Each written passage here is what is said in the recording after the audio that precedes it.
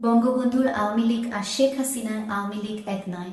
কাদের সিদ্দিকী, বাংলাদেশ কৃষক শ্রমিক জনতা লীগের সভাপতি বঙ্গবীর কাদের সিদ্দিকী বলেন, আমি তো আওয়ামী লীগের কোনো দুর্দিন দেখি না। মাওলানা ভাসানী ও বঙ্গবন্ধুর আওয়ামী লীগ আর শেখ হাসিনার আওয়ামী লীগ এক নয়।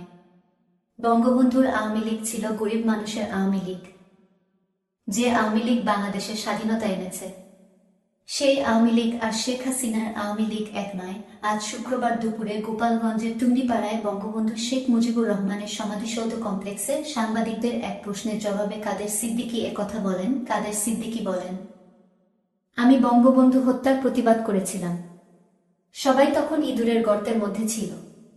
বঙ্গবন্ধু হত্যার প্রতিবাদ করার জন্য যাদের কাছ থেকে সম্মান পাওয়ার কথা ছিল, তারা আমাকে কোনো সম্মান করেনি বা দেখায়নি, বরং তাদের থেকে অসম্মানিত হয়েছি।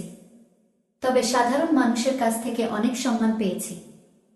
বঙ্গবীর কাদের সিদ্দিকী বলেন, আমি আজ একটি কথা অবশ্যই বলবো। বৈষম্য বিরোধী ছাত্র আন্দোলনের সাফল্য আমি মনে প্রাণে কামনা করি ও বিশ্বাস করি।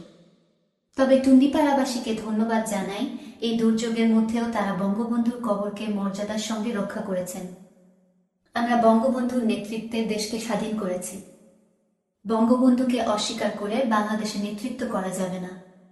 বঙ্গবন্ধুকে স্বীকার করে, সম্মান করে, যতটা সম্মান তার প্রাপ্য ততখানি সম্মান দিয়েই আমাদের চলতে হবে। এর আগে কাদের সিদ্দিকী বেলা 1:45 বড় ভাই ও সাবেক মন্ত্রী আব্দুল লতিফ সিদ্দিকী এবং দলের কেন্দ্রীয় নেতাদের সঙ্গে নিয়ে বঙ্গবন্ধুর কবর জিয়ারত করেন।